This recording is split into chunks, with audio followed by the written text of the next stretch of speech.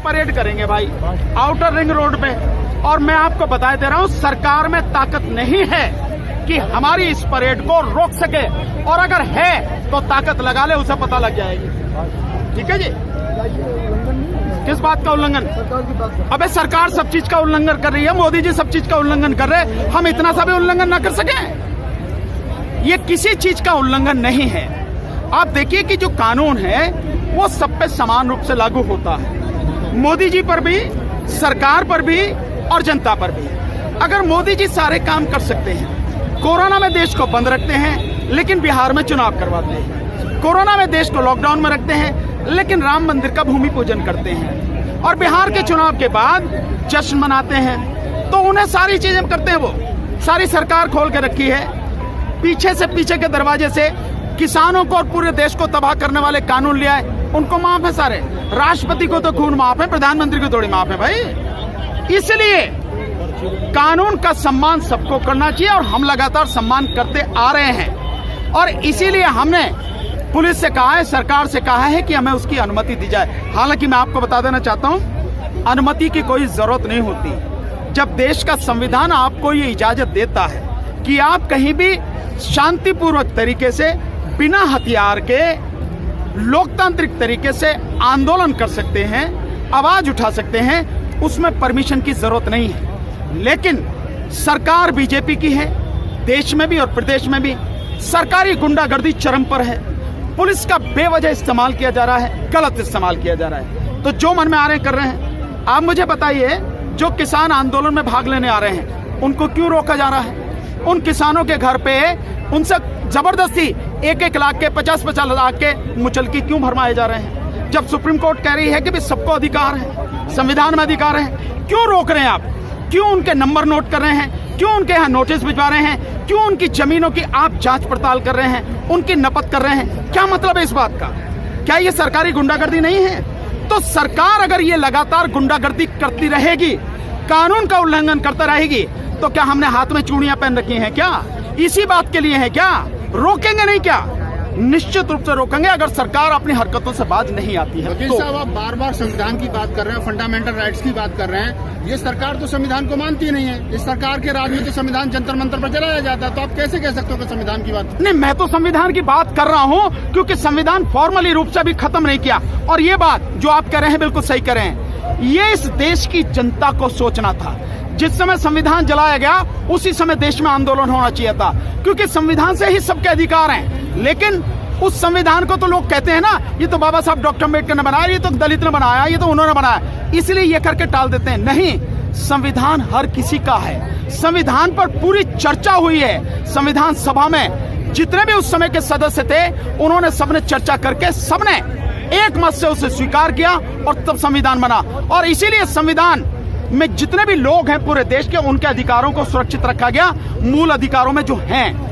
लोगों को सोचना है कि अगर तुम अपने अधिकारों की रक्षा नहीं कर सकते तो सरकार तो भैया उसका गलत इस्तेमाल करेंगे करेंगे। बीजेपी के बड़े नेता अनंत कुमार हेगड़े, उनकी कई बार स्टेटमेंट आई और फिर उन्होंने रिपीट किया है कि हम तो संविधान को बदलने आए। संविधान सुरक्षित नहीं, किसान सुरक्षित नहीं, दलित सुरक्षित नहीं, मुसलमान सुरक्षित नहीं। सुरक्षित क्या है इस देश के अंदर? नहीं, कोई सुरक्षित नहीं है। इसलिए आंदोलन है, और ये आंदोलन धीरे धीरे जन आंदोलन बन रहा है।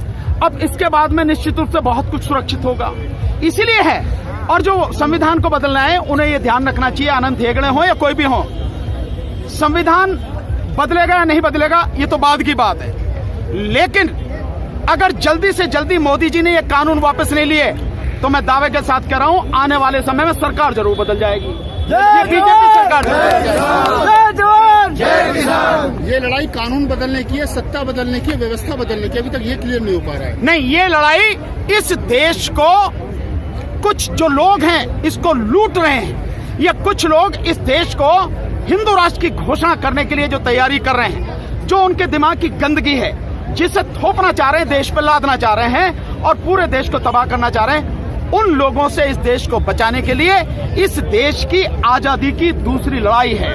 और जब आजादी की लड़ाई होती है तो उसमें बहुत कुछ सही होता है और जो गलत है उस बहुत कुछ गलत को साफ किया जाता है। माता की। एक बड़ा सवाल उठता है जब देश के अंदर दलित आंदोलन करता है तो नक्सली और माओवादी, मुसलमान आंदोलन करता है तो पाकिस्तानी, किसान आंदोलन करता है तो खालिस्तानी। ये 90% जनसंख्या जो है देश की, ये खालिस्तानी, पाकिस्तानी, नक्सली, माओवादी। फिर ये जो 10% लोग बसते हैं, ये राष्ट्रभक्त कैसे? मैं वो राष्ट्रभक्त है ही नहीं। वो तो कह रहे हैं अपने आप। नहीं, उनका क्या मतलब सर्टिफिकेट बांटेंगे वो? मतलब जैसे मन में चाहे ठप्पा लगा कर रख लो, मेरी सर्टिफिकेट है, जैसे मोदी जी की वो दिखाते रहे, मैं डिग्री दिखाते रहे, मैं गृहमंत्री दिखाने में। देखिए वो कुछ भी कर सकते हैं क्योंकि आज सत्ता उनके हाथ में। सोचना लोगों का है, 90% लोगों को सोचना है। सरकार कुछ नहीं होती है, शासन प्रशासन की कोई ताकत नहीं होती है, बशर्ते जनता अपने अधिकारों को समझे और अधिकारों को समझने के बाद में उनको बरकरार रखने के लिए, उन्हें सुरक्षित रखने के लिए सही समय पर सही आवाज उठाए, पूरी मजबूती से उठाए। ये जो दलित हैं, ये जो मुस्लिम हैं, ये जो खालिस्तानी जिन्हें कहा जा रहा है, ये जो माइनॉरिटी के लोग हैं, इन सबको जिन पर ठप्पा लगाया जाता है, जिनको लगातार सताया जा रहा है, इन सब लोगों को साथ आना चाहिए, कंधे से कंधा, कदम से कदम मिला के साथ में चलना चाहिए। जिस दिन ये साथ हो जाएंगे, जाति और धर्म की दीवारें तोड़ के एक साथ आ जाएंगे, उस दिन ये गंदगी साफ हो जाएगी। लेकिन दिक्कत ये है, आपकी बात से मुझे एक बात याद आ रही है, मंच पे भी कोई बोलता है तो यही कहते हैं कि हिंदू, मुस्लिम, सिख, ईसाई आपस में है भाई भाई। तो मैं बड़ा सोचता हूँ यार, बुद्धिस्ट कहाँ गए भाई? इस देश में बौद्ध भी तो रह रहे भाई। मैं सोचता हूँ जैनी कहाँ गए भाई? जैन भी तो रह रहे यहाँ पे, यहाँ सिख भी रह रहे भाई, यहाँ पारसी भी रह रहे भाई, और कहाँ गए? तो लोगों को ये नारा बदलना चाहिए। दूसरा, जो हिंदुस्तान की बात करते हैं, ये देश हिंदुस्तान नहीं है, ये देश भारत है। संविधान में भारत डिक्लेयर किया गया है, इसलिए हमें बीजेपी की, आरएसएस की भाषा नहीं बोलनी, क्योंकि वो हिंदू और हिंदुस्तान की बात करते हैं। हमें भारत की बात करनी है। और जैसा बाबा साहब डॉक्टर अम्बेडकर ने कहा था, मैं प्रथमतः भारतीय हूं और अंततः भारतीय हूं, यानी पहले भी भारतीय हूं और आखिर में भी मैं भारतीय हूं। जब हम भारतीय बन के सोचेंगे, अपने अधिकारों की रक्षा करने के लिए इकट्ठे हो जाएंगे, तब ये सारी गंदगी साफ हो जाएगी। और ये करना पड़ेगा, नहीं तो एक एक करके सब पिटेंगे।